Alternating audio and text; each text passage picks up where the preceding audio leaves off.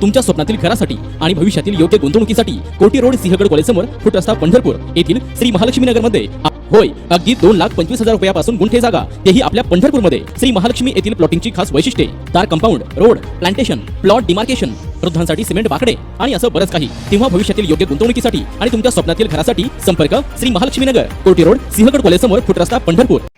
ताज्या घडामोडी पाहण्यासाठी आमच्या YouTube चॅनलवरील PVR म्हणजेच पंढरी वार्ता या न्यूजला सबस्क्राइब करा आणि शेजारील बेल आयकॉनवर क्लिक करा. कापसेवाडी तालुका माढा येथील कृषिनिष्ठ परिवाराच्या वतीने गुरुवारी द्राक्ष, बेदाणा, टोमॅटो व दूध उत्पादक शेतकऱ्यांच्या समस्या जाणून घेण्यासाठी संवाद मेळाव्याचे आयोजन करण्यात आले होते. या मेळाव्यास प्रमुख अतिथी म्हणून राष्ट्रवादी काँग्रेसचे अध्यक्ष खासदार शरदचंद्र पवार हे उपस्थित होते. या मेळाव्यात बोलताना पहा काय म्हणालेत विठ्ठल सहकारी साखर कारखान्याचे चेअरमन. शेतकरी मेळाव्यासाठी उपस्थित असलेले या देशाचे कृषी मंत्री व या देशामध्ये शेतकऱ्याची जाण असलेला जाणता राजा आमचे मार्गदर्शक शरदचंद्र पवार साहेब, राष्ट्रवादी काँग्रेस पक्षाचे जिल्ह्याचे अध्यक्ष बळीराम काका साठे, माजी आमदार विनायकराव पाटील साहेब, माजी आमदार धनाजी तात्या साठे, माजी नगराध्यक्ष विश्वासजी बारबोले साहेब, माजी नगराध्यक्ष रमेशजी बारसकर साहेब, राष्ट्रवादी काँग्रेस पक्षाचे निरीक्षक शेखरजी माने साहेब, राष्ट्रवादी काँग्रेस पक्षाचे उद्योग सेलचे प्रदेशाध्यक्ष नागेशजी फाटे साहेब, सोलापूर शहराचे राष्ट्रवादीचे अध्यक्ष भारत जाधव साहेब, रवी पाटील साहेब, ज्यांनी आता दमदार असं भाषण केलं ते विधानसभा मतदारसंघाचे अध्यक्ष संजय पाटील घाटणेकर, आमचे सहकारी मित्र दादासाहेबजी साठे, ज्यांनी आपल्याला मार्गदर्शन केलं त्या नगराध्यक्षा मिनलताई साठे, राष्ट्रवादी काँग्रेसचे शहर युवकचे अध्यक्ष गणेशदादा पाटील, रणजितजी शिंदे, तालुका अध्यक्ष भाऊसाहेबजी देशमुख, कार्याध्यक्ष बाळासाहेबजी पाटील, ज्यांनी हा कार्यक्रम नियोजित केला ते नितीन बापू कापसे, त्यांची सर्व फॅमिली, त्यांचा सर्व ग्रुप, ग्रामस्थ, आमचे पत्रकार बंधू, शेतकरी बांधव. गेल्या 2 महिन्यापासून या कार्यक्रमाची प्रतीक्षा या भागातल्या शेतकऱ्याला त्या ठिकाणी होती. एक नितीन बापू कापसे सारखा सर्वसामान्य कुटुंबातला जो गेले 20-25 वर्ष शेती आणि शेतीवरती काम करणारा एक ग्रामीण भागातला तरुण त्या ठिकाणी स्वतःची जामीनहून 150 लोकाला आणि 400 ते 500 एकर शेतकऱ्याला त्या ठिकाणी आधार देत असताना स्वतः 1 एकर शेतीवरनं चालू करून आज 40 एकराची द्राक्षाची बाग करून एक ग्रामीण भागातला सर्वसामान्य कुटुंबातला एक मुलगा आज त्या ठिकाणी सर्व शेतकऱ्याला मार्गदर्शन करतोय आणि त्या माध्यमातून या भागातल्या शेतकऱ्याला त्या ठिकाणी दिलासा देण्याचं काम करतोय. आणि मग या शेती बाबतीतल्या त्या ठिकाणी असलेल्या सगळ्या गोष्टीवरती साहेबांशी भेट झाल्यानंतर साहेबांना येण्याचा आग्रह धरलेला आणि साहेबांनी त्यांचा आग्रह मान्य करून एक सामान्य कुटुंबातल्या सामान्य परिवारातल्या माणसाच्या पाठीशी कसं उभं राहायचं हे आज पवार साहेबांनी आपल्या सगळ्या माढा तालुक्याला त्या ठिकाणी दाखवलं.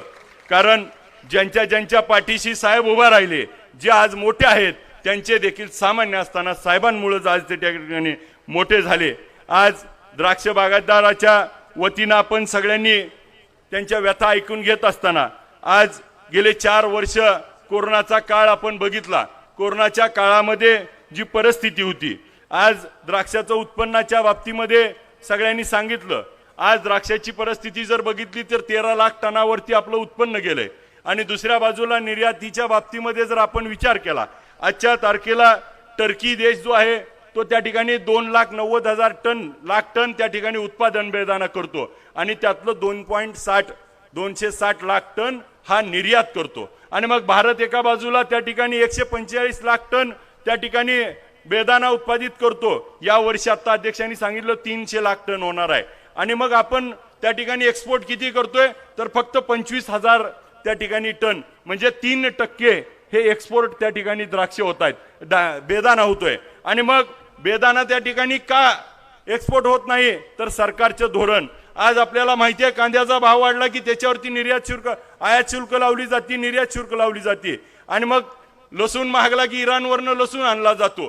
तिसऱ्या बाजूला आपल्याला टोमॅटोचा भाव वाढला की नेपाळवरनं टमाटर आणला जातो. आणि मग शेतकऱ्याचा कसा मुंडी मुरगळायची हे सरकार त्या ठिकाणी धोरण टाकतंय आणि शेतकऱ्याला फायदा झाला नाही पाहिजे या बाबतीतलं धोरण नेहमी सरकार घेतंय. आज द्राक्षाच्या बाबतीत देखील त्याच गोष्टी होत आहेत. आज द्राक्षाच्या फवारणीचा खर्च आणि ह्या जर गोष्टी बघितल्या तर आज सगळा शेतकरी अडचणीत आहे. एक शेतकऱ्याला एकरी त्या ठिकाणी उत्पादन करायचं म्हणलं तर 15 लाख रुपये खर्च येतोय आणि गेले 4 वर्ष त्या ठिकाणी शेतकरी अडचणीत आहे. आत्ता बापूंनी सांगितलं 68 लाख रुपये कर्ज. येणाऱ्या काळामध्ये साहेब द्राक्षाचा शेतकरी सगळ्यात मोठ्या अडचणीत आलाय, कारण त्यानं कर्जावर कर्ज केलंय, पुनर्गठन करून आज त्याचं कर्ज थकीत गेलंय. का तर फक्त आणि फक्त द्राक्षाला मार्केट नाही. कोरोनाच्या काळापासून त्या ठिकाणी शेतकरी अडचणीत आहे. आणि मग असा कुठंतरी माल चांगला यायला लागला की त्या ठिकाणी एका बाजूला सरकार मारतंय, दुसऱ्या बाजूला दुष्काळामध्ये होरपळत असताना अवकाळी पडतंय आणि मग क्रॅकिंग होतंय आणि माल त्या ठिकाणी वाया जातोय आणि मग तो बाजारापर्यंत पोहोचत नाही. आणि मग माल माझ्यापर्यंत पोहोचलं नसल्यामुळं शेतकऱ्याचं कर्ज अजून वाढतंय. आजची साहेब अवस्था अशी आहे, विदर्भामध्ये मराठवाड्यामध्ये आत्महत्या होत होत्या, परंतु काही काळामध्ये ह्या द्राक्ष बागायतदारावर जर लक्ष दिलं नाही तर त्या ठिकाणी शेतकऱ्याला द्राक्षाच्या एकतर त्या ठिकाणी दावं घ्यावं लागतंय, नाहीतर रान इकावं लागतंय, नाहीतर शेतकरी वाचत नाही. अशी अवस्था आहे साहेब. त्याच्यासाठी माझी आपल्याला विनंती आहे की केंद्र सरकारला आपण त्या ठिकाणी एक विशेष पॅकेज त्या ठिकाणी फक्त द्राक्ष बागायतदार शेतकरी जे जे अडचणीत आहेत त्यांच्यासाठी त्यांची संपूर्ण कर्जमाफी करून परत एकदा त्यांना उभा केलं पाहिजे, तर हा शेतकरी पुन्हा एकदा उभा राहील. कारण गेले 4 वर्ष त्या ठिकाणी शेतकरी खूप मोठ्या संकटात अडचणीत आलाय आणि त्या अडचणीतनं बाहेर काढण्यासाठी केंद्राची मदत होणं आवश्यक आहे. आज द्राक्ष बागायतदाराच्या अनेक समस्या आहेत. ह्या अनेक समस्याबरोबर साहेब एक समस्या अशी आहे की आज द्राक्षाचं त्या ठिकाणी उत्पन्न होतं आणि दुसऱ्या बाजूला त्या ठिकाणी द्राक्ष विकायला मार्केटमध्ये जात असताना आपला माल त्या ठिकाणी आला की अवकाळीचं कुठंतर संकेत येतात आणि मग व्यापारी त्या ठिकाणी लगेच कवडी मोलानं त्याचे रेट निम्म्यानं खाली पाडतो आणि मग माल बघून त्या ठिकाणी शेतकऱ्याला अडचण असते आणि मग भाव त्या ठिकाणी निम्म्यावर आणतात. आणि त्याच्यानंतरची गोष्ट अशी होती, काही शेतकऱ्याच्या जर साहेब आमच्या पंढरपूर तालुक्यातल्या त्या ठिकाणी माल नेलाय आणि त्याला पैसेच दिले नाहीत. आज त्या ठिकाणी आम्ही पोलीस स्टेशन मार्फत त्या ठिकाणी केसेस केल्यात. व्यापारी पळून गेलाय, आज व्यापारी त्याचा फोन उचलत नाही. आज त्या ठिकाणी मुंबई, पुणे, सांगली कुठलाही व्यापारी येतो त्या ठिकाणी माल ठरवतो, माल घेऊन जातो, महिन्यात पैसे देतो म्हणतो आणि परत फोनच उचलत नाही. आणि मग पोलीस स्टेशनला गेलं तर पोलीस स्टेशन म्हणतंय तुमचं अग्रीमेंट आहे का, तुमचे कागद आहेत का, आणि मग त्याच्यावर गुन्हा कारवाई करायची म्हणलं की त्या ठिकाणी पोलीस डिपार्टमेंट देखील त्या ठिकाणी मदत करत नाही. आणि मग शेतकरी एका बाजूला उत्पन्न घेतोय, कुठेतरी उत्पन्न येतंय आणि त्या ठिकाणी विकलं जातंय, तर त्या ठिकाणी व्यापारी देखील त्या ठिकाणी काही प्रमाणात फसवला जातोय. आणि मग खऱ्या अर्थानं माझा शेतकरी चोहोबाजून अडचणीत आलाय. ह्या चोहोबाजून अडचणीत येणाऱ्या शेतकऱ्याला साहेब सोलापूर जिल्ह्यामध्ये ड्रायफ्रूटची योजना आपण त्या ठिकाणी करणं आवश्यक आहे. मग या सोलापूर जिल्ह्यामध्ये 24,000 त्या ठिकाणी कंटेनर देशामध्ये केळीचे होतात, त्यातले 12,000 कंटेनर एकट्या सोलापूर जिल्ह्यातनं जातात. त्या ठिकाणी द्राक्ष असेल, डाळिंब असेल, साखर असेल, त्या ठिकाणी टोमॅटो असेल, वेगवेगळे मार्च असतील, हे सर्व गोष्टी त्या ठिकाणी एक्सपोर्ट करायची सुविधा सोलापूर जिल्ह्यात होणं अत्यंत आवश्यक आहे.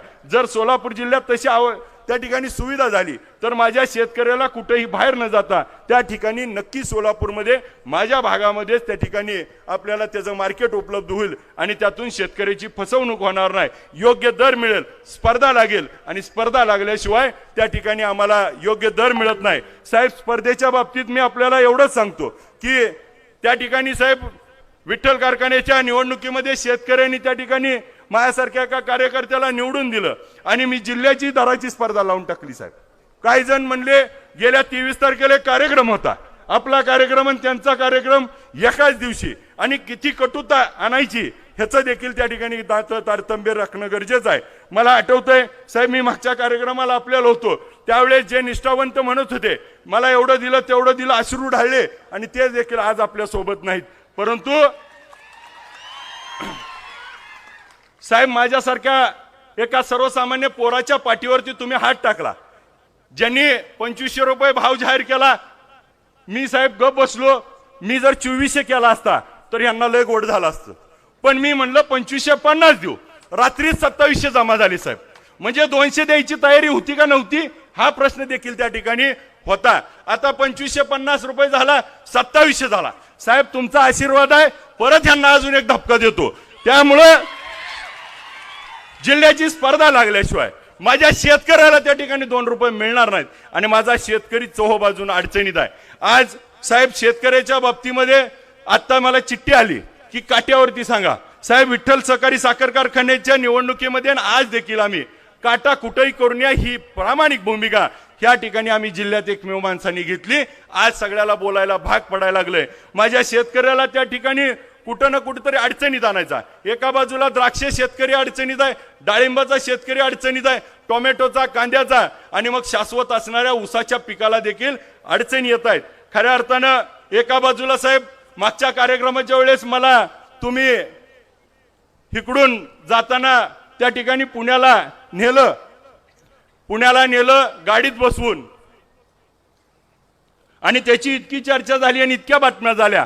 आज साहेब ह्या भागामध्ये मराठा समाज आणि धनगर समाज हाच आजच्या काळामध्ये साहेब शेतकरी आहे. हा द्राक्षाचा असेल, ऊसाचा असेल, डाळिंबाचा असेल, केळीचा असेल, आज हा शेतकरी त्या ठिकाणी ह्या समाजातली पोरं आज त्या ठिकाणी शेतीमध्ये अडचणीत आहेत. तर आरक्षण तर मिळालंच पाहिजे. आरक्षणाच्या बाजूने तर आम्ही खंबीरपणे उभा आहोत, परंतु आरक्षण मिळत असताना त्या समाजातली लोक ह्या शेतकरी देखील अडचणीत आहे. त्यांना देखील मोठी कर्जमाफी एक पॅकेज देऊन या शेतकऱ्याला यातून बाहेर काढणं गरजेचं आहे.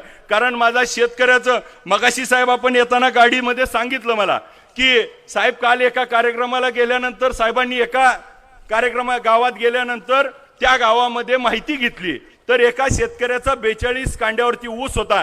138 टन त्या ठिकाणी एकरी ऊस काढला. साहेब त्याचा ऊस बघायला गेले होते आणि मग साहेबांनी त्यानंतर एक गोष्ट सांगितली की त्या गावात मी माहिती घेतली तर त्या गावामध्ये 600 विद्यार्थी मुलं त्या ठिकाणी इंजिनियर झालेत, 250 मुली इंजिनियर झाल्यात. साहेब आमच्या माढा तालुक्यात मगाशी नेते मंडळींनी मला कानात सांगितलं आमच्याकडे शिक्षण संस्था सुद्धा झाल्या नाहीत. मग नेमका विकास नेमका कोणता आणि कसा ह्याच्यावरती प्रश्नचिन्ह समोर होतोय.